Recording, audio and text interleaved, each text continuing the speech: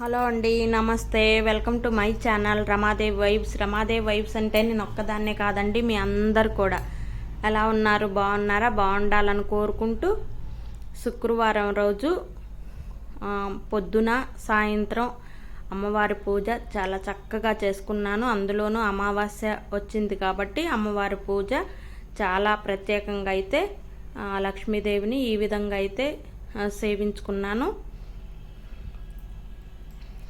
జాజులతోటి గులాబీలతోటి అమ్మవారిని ప్రత్యేకంగా ఎప్పుడు చెప్తూనే ఉంటాను కదా, సుగంధ పరిమళాలతో కూడిన పువ్వులంటే అమ్మకి చాలా ఇష్టం అని చెప్పేసి అందుకోసం జాజులన్నా కానీ అమ్మకి చాలా ఇష్టము.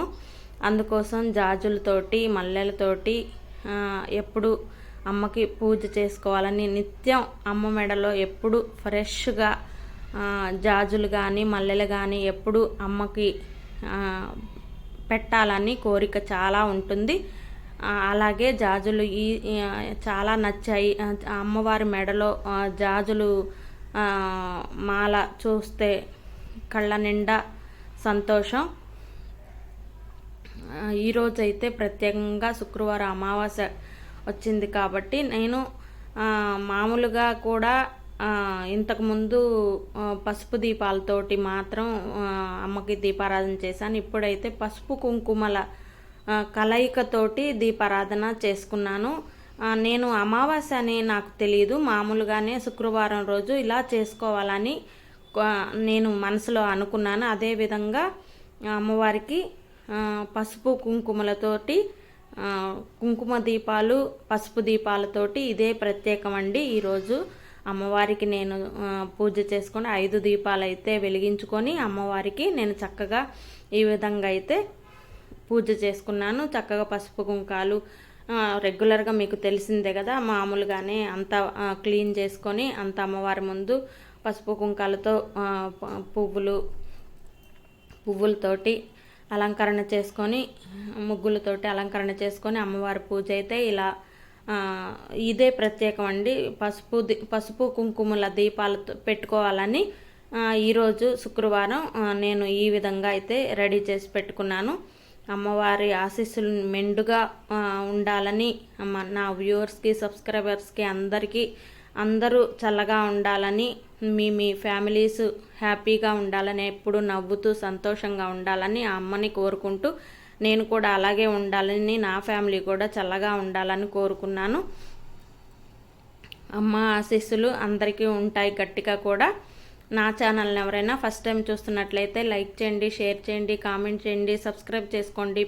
పక్కనున్న బెల్ ఐకాన్ తప్పకుండా కొట్టండి. అలా కొడితేనే నేను పెట్టిన వీడియోస్ అన్నీ నోటిఫికేషన్తో మీ దాకా వస్తాయి. హారతి అయితే తీసుకోండి ఫ్రెండ్స్. చక్కగా అమ్మ పూజ ప్రశాంతంగా ఈ విధంగా చేసుకుంటే చాలా మనసు నిండుగా అనిపించింది. ఇంకా ఆ అమ్మ దగ్గర నుంచి మా పక్కకి వేరే పని మీద అస్సలే వెళ్ళలేదు, అంత సంతోషంగా అనిపించింది. ఈ మామూలుగా దీపారాధనలు పెట్టేది వేరు, ఈ విధంగా పసుపు కుంకుమల దీపారాధనలో అమ్మ చాలా సంతోషించింది అని నా మనసుకు అనిపిస్తుంది. ఈ విధంగా అమ్మకి ప్రత్యేకంగా ఏవి అంటే కొత్తగా ఒకటే రకంగా కాకుండా ఈరోజు ప్రత్యేకంగా సేవించుకోవాలి, ఇంకొక రోజు ఇంకో రకంగా సేవించుకోవాలి, అలాగా రకరకాలుగా ఉంటుంది కదా. అలాగా కొంతమంది అభిషేకాలు చాలా బాగా చేస్తారు. అంటే నాకు కొన్ని నియమాలు నిబంధనలు తెలియదు కాబట్టి దాని వలన నేను ఇంకా అభిషేకాలు అనేవి నేను చేయను. ఎందుకంటే నాకు తెలిసి తెలియక ఏమన్నా పొరపాట్లు చేస్తానని భయంతో చేయను. చాలామంది చాలా విధాలుగా అభిషేకాలు చాలా గొప్పగా చేసుకుంటారు. నేను పూజ మాత్రం నాకు తెలిసిన ప్రకారంగా కొన్ని ఏమన్నా పొరపచ్చాలు ఉన్నా కానీ ఆ అమ్మ కరుణిస్తుందన్న భావనతో చక్కగా ఈ విధంగా అయితే చేసుకున్నాను. అసలు చూస్తుంటే 2 కళ్ళు సరిపోలేదు అనిపించేలాగా అమ్మవారి మొహంలోని తేజస్సు చాలా స్పష్టంగా ఈ పసుపు కుంకుమల దీపాలతోటి వాటి వెలుగులోని అమ్మ జాజుల పరిమళాలతో అమ్మ చాలా నవ్వుతున్నట్టు అమ్మ కళ్ళల్లో ఆ స్వరూపం అనేది ఇంకా వెలుగుతూ కనిపిస్తున్నట్టు నాకైతే అనిపిస్తుంది ఫ్రెండ్స్. మీకు ఏ విధంగా ఉందనేది వీడియో చూసిన తర్వాత కామెంట్లో తెలియజేయండి తప్పకుండా. ఇక్కడ సాయంత్రం అయ్యేసరికి తులసమ్మ దగ్గర కూడా ఇలాగే ఒక పెద్ద పసుపు దీపం అయితే చేసి తులసమ్మ దగ్గర కూడా మల్లెలు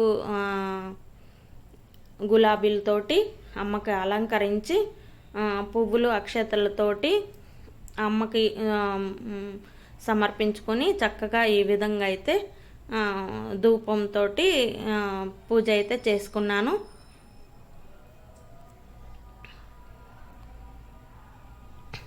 చాలామంది కొంతమంది సబ్స్క్రైబ్ కూడా చేసుకోకుండానే వీడియో అనేది చూస్తున్నారు. ప్లీజ్ సబ్స్క్రైబ్ చేసుకోండి. సబ్స్క్రైబ్ చేసుకుంటే ఇంకా చాలామంది ఈ వీడియో అనేది చూసి వాళ్ళ అభిప్రాయాన్ని తెలియజేస్తారనే చిన్న స్వార్థం తప్ప ఇంకా వేరే ఏం లేదు. లైక్ చేయండి, షేర్ చేయండి, కామెంట్ చేయండి.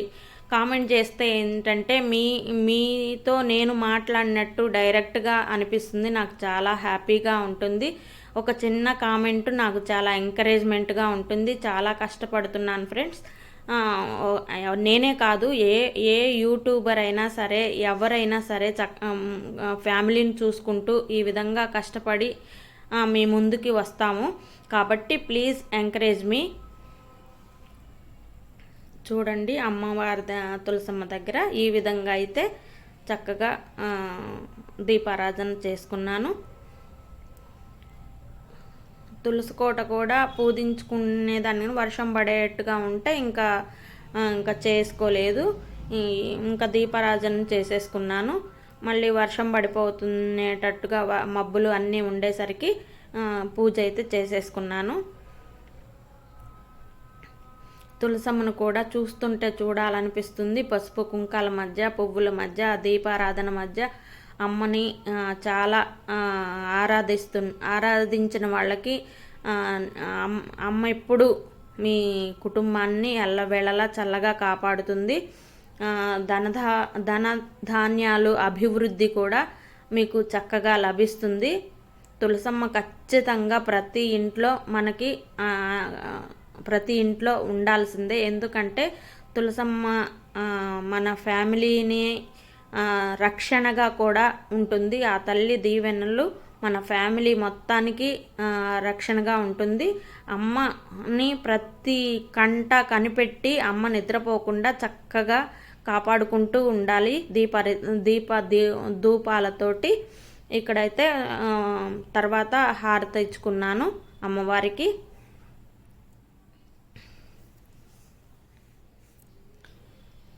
ఇలా ఈ శుక్రవారం అమావాస్య రోజైతే ఈ విధంగా అమ్మవారిని సేవించుకున్నాను ఫ్రెండ్స్. మీరు మీ ఇంట్లో ఎలా అమ్మవారి పూజ, శుక్రవారం పూజ ఎలా చేసుకున్నారో తప్పకుండా నాతో అయితే కామెంట్లో తెలియజేయండి. ఇంకా ఏం చేస్తున్నారు ఫ్రెండ్స్? మీతో మాట్లాడడం చాలా హ్యాపీగా అనిపిస్తుంది. అందుకోసమే మళ్ళీ రిక్వెస్ట్ చేసి అడుగుతున్నాను. కామెంట్ చేయండి. నేను మీకు ప్రతి కామెంట్కి నేను ఖచ్చితంగా రిప్లై అనేది ఇస్తాను. చిన్న లక్ష్మీదేవి కూడా జాజుల్లో అమ్మవారు చక్కగా మునిగిపోయినట్టుగా అమ్మ నిండుగా ఉంది. ఆ జాజుల్లో అమ్మ అలా నిండుగా కనిపిస్తుంది. చాలా మనసు నిండుగా అనిపిస్తుంది కాబట్టి మీకు డీటెయిలింగ్గా కూడా చూపిస్తున్నాను.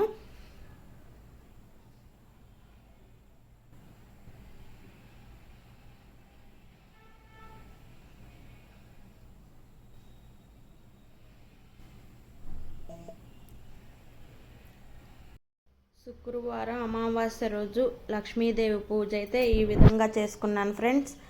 తప్పకుండా లైక్ చేయండి, షేర్ చేయండి, కామెంట్ చేయండి.